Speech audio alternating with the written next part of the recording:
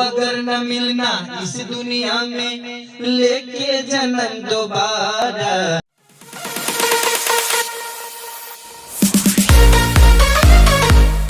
तो हम अभी भी आगे स्टूडियो में आए हैं जहाँ पे ऑडियो गाना की रिकॉर्डिंग की जाती है। ये हमारे रजनीश भाई जी हैं, ये अभी आपको गाना गा के सुनाएंगे। देखिए इनकी बहुत ही अच्छी आवाज़ है। तो आइए भैया जी थोड़ा गा के सुनाइए। चलिए तो हम बैक कैमरा से दिखाते हैं थोड़ा। सब भोजपुरी समाज के हम सिंगर रजनीश है। ये हमारे खान भाई का ब्लॉकबस्टर भोजपुरिया चैनल है। ये हमारे अभी भाई का स्टूडियो है जो भी केराकट में है। बहुत ही अच्छा यहाँ पे रिकॉर्डिंग होता है। जितना भी मेरा सॉन्ग होता है यहीं से होता है। ये हमारे अभिषेक भाई बहुत ही प्यारी म्यूजिक बनाते हैं। आइए हम मेरे खान भाई का कहना है कि कुछ गीत सुना दे, तो मैं चाहता हूँ कि मेरे दर्शक लोग सुने। दिलवा के सपना हो गोरिया हो,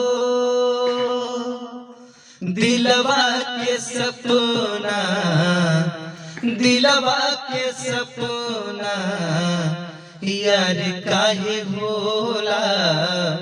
प्यार कवन चीज है कि प्यार काहे होला। प्यार कवन चीज है कि प्यार काहे होला। एगो लड़का एगो लड़की के प्यार में दीवाना तो कैसे, अरे काहे ना सहाला यार प्यार के जुदाई ये दिल से। चिंता सताई दिला रतिया कटेला मुश्किल से। इहे ना बुझला है, अरे इहे ना बुझला रे भिन सर कब होला। प्यार कवन चीज है कि प्यार काहे होला।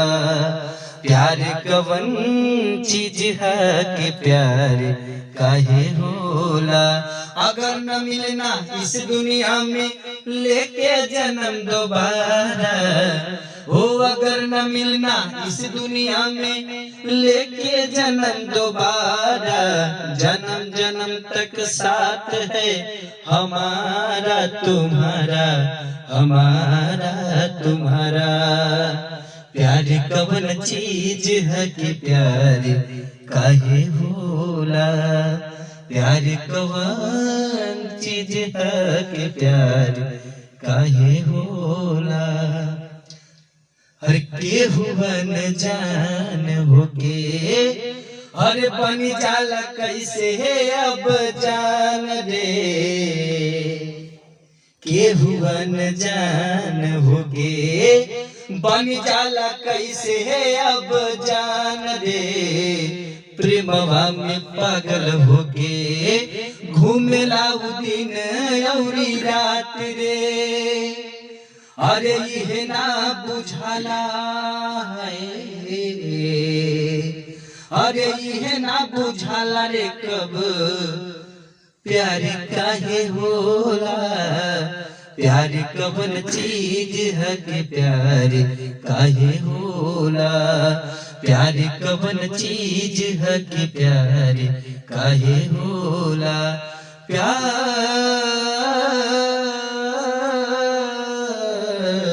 प्यार कवन चीज है कि प्यार काहे होला।